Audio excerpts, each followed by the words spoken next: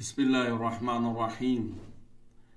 Alhamdulillahi Rabbil Alamin. Wassalatu wassalamu ala sayyidina wa nabiyyina Muhammad wa ala alihi tayyibin tahirin wa sahbihi al-muntajabin wa ala al-jami' al-anbiya illahi wal mursalin. Me emrin e Allahut të gjithë mëshirshmit, mëshirplotit. Falënderimet më të sinqerta janë për Allahun e madhruar. Paqja e bekimet e Allahut qofshin mbi profetin Muhammed, i familjen e tij të pastër, mbi shokët e tij të zgjedhur dhe mbi të gjithë të dërguarit dhe profetët e Allahut. Të dashur vëllezër dhe motra, ju përshëndes me përshëndetjen e bukur islame. Assalamu alaikum wa rahmatullahi wa barakatuh. Paqja, bekimet, mirësitë dhe mëshira e Allahut qofshin mbi ju. Në vazhdim të rubrikës ajeti dhe kuptimi i tij, sot do të flasim për kuptimin e ajeti 78 në surën Nahl. Në këtë ajet fisnik, Allahu i madhruar thot: Bismillahirrahmanirrahim. Wallahu akhrajakum min butuni ummahatikum la ta'lamuna shay'a wa ja'ala lakum as-sam'a wal absara wal afida la'allakum tashkurun. Allahu ju ka nxjerr nga barku i nënave tuaja e ju nuk dinit asgjë, dhe ju dha të dëgjuarit, të parët dhe zemrat që të jeni falënderues. Ky ajet përmban një mesazh shumë të thellë për natyrën e njerëzit, për dijen dhe për falënderimin ndaj Allahut fuqiplot. Ajeti deklaron hapur se kur lind njeriu, ai nuk kupton asgjë për sendeve që e rrethojnë. Gjithçka që njeriu arrin të kuptojë ndodh vetëm pas lindjes me ndërmjetësinë e mjeteve që Allahu i ka dhënë njeriu. Pra, ky ajet na njeh me të vërtetën tonë se çfarë ishim dhe çfarë bëhemi. Në fillim, ajeti thot: Allahu ju ka nxjerr nga barku i nënave tuaja e ju nuk dinit asgjë. Sipas kësaj thënie të ajetit, pra njeriu lind pa dije, nuk di të flas, të kuptoj apo të dalloj. Çdo dije që njeriu posedon nuk është merit e pastër vetjake, personale, por është një dhuratë nga Allahu, krijuesi fuqiplot dhe i gjithditur.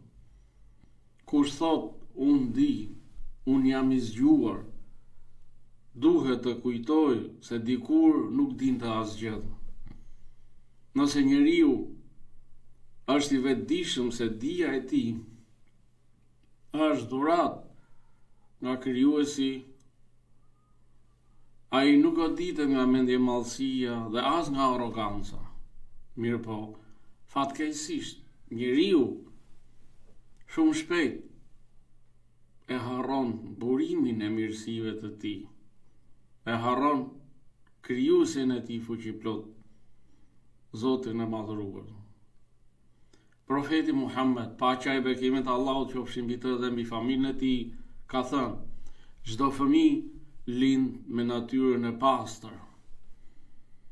Kjo thënie e profetit Muhammed është përforcuese dhe sqaruese e ajetit për të cilin po flasim pra. Profeti i dashur na mëson se njeriu lind me një natyrë të pastër dhe të gatshme për të pranuar dijen dhe të vërtetën. Sipas Islamit, dija nuk është vetëm dhuratë, por edhe sprovë me të cilën njeriu sprovohet se a do të jetë i përulur dhe modest apo mendjemadh dhe arrogant. Prandaj, mos u bëj nga ata që din pak dhe mendojnë se din shumë. Në Islam, dija është e shenjtë dhe Islami urdhëron për nxënien e dijes. Ajetet e para që ju shpallën profetit Muhammed sallallahu alaihi wa ali ishin ato që flisnin për leximin. Lezo me emrin e Zotit tënd. Më pas, ajeti për 78 në surën Nahl përmend 3 mjete kryesore të arritjes së digjes. Dhe thot, dhe ju dha të dëgjuarit, të parët dhe zemrat. Sipas ajetit, dëgjimi është mjeti i pari të mësuarit.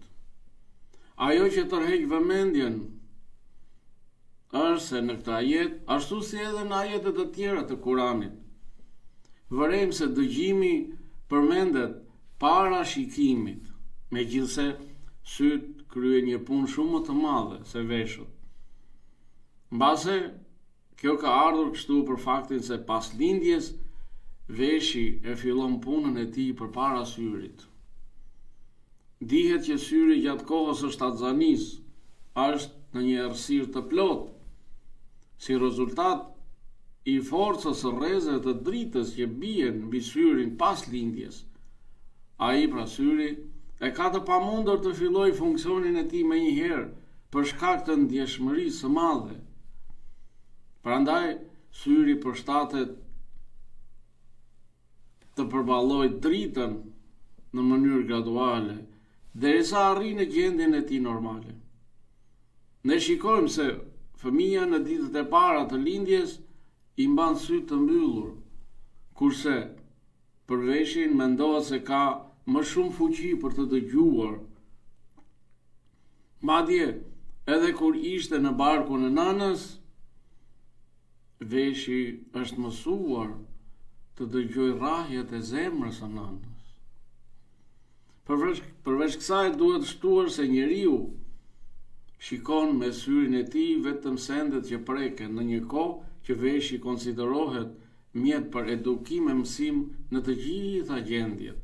Madje edhe në gjuhë, gjithçka në qetësi, përveç se veshit, të dëgjuarit. Ai është vigjilent në kohën pra e gjumit dhe gjithçka syt janë të mbyllur. Pra, është vërtet se njeriu ka mundësi të arrijë diturinë me anë të leximit dhe të shikimit, por jo të gjithë njerëzit dinë të lexojnë, kurse fjalët i dëgjojnë të gjithë njerëzit normal. Kështu që edhe fëmia fillon të mësoj përmes dëgjimit. Dëgjimi është prej mirësive të mëdha të krijuesit për njeriu. Prandaj njeriu duhet të bëjë kujdes se çfarë dëgjon. Duhet të dëgjojë ato që pëlqen dhuruesi i dëgjimit dhe të praktikojë dëgjimin e atyre që dhuruesi i dëgjimit për Allahu nuk i pëlqen, si gënjeshtra, përgojimi, fjalët e kota apo muzikët e ndaluara, siç thonë juristët islam.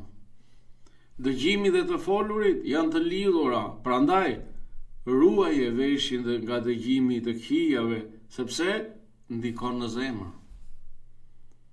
Ajeti përmend përmjetin e dytë të arritjes së dijes, dhe ajo është të shikuarit.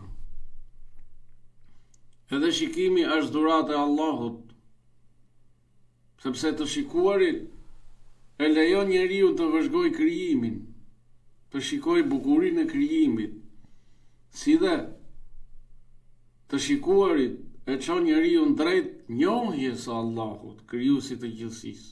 Pra duke parë krijimin, krijesat, tek njeriu pra arrihet bindja dhe njohja e vërtet për krijuesin e gjithësisë, Allahun fuqiplot. Për këtë, shikimi duhet përdorur për të reflektuar dhe jo për mëkate. Transmetohet nga Imam Aliu paqja qoftë mbi të se ka thënë, shikimi është një shigjet nga shigjetat e shejtanit. Një shikim i gabuar mund të ndezë një sprovë të madhe. Prandaj, kontrolli i syrit është mbrojtje e zemrës. Mirësia e tretë, apo mjeti i tretë, i arritjes së dijes që përmend ky ajet është zemra. e cila është qendra e kuptimit, reflektimit dhe e besimit. Ajo nuk është vetëm organ fizik, por zemra është qendra e besimit. Ajo ka nevojë për ushqim, dhe ushqimi i saj më i mirë është leximi i Kuranit, përmendja e Allahut, pa dhikr dhe meditimi në krijimin e Allahut fuqiplot. Zemra është fush betejë mes udhëzimit dhe devijimit. Islami i kushton rëndësi të madhe zemrës dhe urdhëron që ajo të mbahet e pastër. Edhe shpëtimi në jetën tjetër varet nga pastërtia e zemrës në këtë jetë. Siç thot Allahu në surën Shuara, në ajetet 88-89, në ditën kur askujt nuk do t'i bëj dobi as pasuria, as fëmijët, përveç atij që vjen me zemër të pastër tek Allahu. Pra në atë ditë do t'jemi vetëm ne dhe veprat tona. As pasuria nuk na bën punë, as fëmijët në atë ditë kur do dalim para Allahut për të dhënë llogari. Profeti Muhammed sallallahu alaihi wa ali ka thënë, në trup ka një copë mishi. Nëse ajo është e mirë, i gjithë trupi është i mirë. Nëse ajo prishet, prishet i gjithë trupi. E ajo është zemra. Në këtë hadith, profeti Muhammed sallallahu alaihi wa ali na përcjell një mesazh shumë të thellë. Ai thekson se zemra është qendra e gjithë jetës së njeriut. Nëse zemra është e pastër, e sinqert dhe e mbushur me besim e devotshmëri, atëherë edhe veprat, fjalët dhe sjellja e njeriut do të jenë të drejta, të sinqerta dhe të mira. Por nëse zemra prishet në mëkate, hipokrizi, urrëtie apo lakmi, atëherë kjo prishje reflektohet në gjithë jetën dhe veprimet e njeriut. Me këtë hadith profeti ynë i dashur na mëson që të kujdesemi për pastrimin e zemrës nga smira, mendimallësia e tjerë, të forcojmë besimin dhe sinqeritetin, sepse çdo sjellje e jashtme është pasqyrë e gjendjes së brendshme. Zemra është udhëheqësi i njeriut. Nëse ajo është e drejtë, i gjithë njeriu është i drejtë dhe në rrugë të drejtë. Në fund të ajetit, Allahu i madhuar thotë që të jeni falënderues ndaj këtyre mirësive pra që përmendi. Falënderimi ka 3 nivele. Niveli i parë, falënderimi me zemër, të pranosh me gjithë zemër se gjithçka është nga Allahu dhe askush tjetër. Falënderimi me gjuhë, të thuar shpesh elhamdulillah, aty të falenderoj o Zot për gjithçka që më ke dhënë. Dhe niveli i tretë është falënderimi me vepra. Ti përdorësh mirësitë e Allahut në rrugën e të mirës dhe të mirësisë, dhe jo në rrugën e të keqes, e të shkatërrimit. Nëse përdor syt në haram, nuk je falënderues. Nëse përdor veshët për keq, nuk je falënderues. Nëse zemra nuk e njeh Allahun, nuk je falënderues. Profeti Muhammed sallallahu alaihi wa ali ishte shembulli më i madh i falënderimit. Ai falej aq shumë sa i ajtëshin këmbët. Kur u pyet pse e bën këtë, pra pse falet kaq shumë, ai u tha, a nuk duhet të jem rob falënderues, prandaj Allahu ndaj krijuesit? Ndërsa Imam Aliu paqja qoftë ka thënë, falënderimi i dhuntis është mos e përdorësh atë në mëkat. Falënderimi nuk është vetëm fjalë, ai është mënyrë jetese. Ajeti 78 për surës Nahl, gjithashtu, është edhe paralajmërim, sepse do të pyetemi për çdo mirësi që Allahu na ka dhënë, si e përdore dëgjimin, çfarë shikove me syt, dhe çfarë mendove dhe besove me zemër. Profeti Muhammed sallallahu alaihi wa ali ka thënë, nuk do të lëvizë robi ditën e gjykimit derisa të pyetet për trupin e tij se si e përdori. Ndërsa Imam Aliu ka thënë, Allahu nuk i jep askujt një mirësi pa i kërkuar llogari për të. Prandaj do japim llogari për gjithçka që na ka dhënë Allahu. Që kështu duhet të jemi të kujdesshëm ndaj mirësive të Allahut fuqiplot. Padyshim pra që pjesë e këtyre mirësive që Allahu na ka dhënë janë dëgjimi, shikimi dhe zemra, për të cilat flet pra ajeti 78 në surën Nahl. Çdo shqis është amanet dhe çdo amanet ka llogari. Prandaj mos u bëj mendje madh, sepse dikur nuk di asgjë. Dija është amanet, jo vetëm merit. Prandaj kontrollo shqisat e tua, pastroje zemrën, falenderoje Allahun, jo vetëm me fjalë, por edhe me vepra. Ky ajet na mëson se ne jemi krijesa të varura nga Allahu. Ai na nxorri nga asgjëja.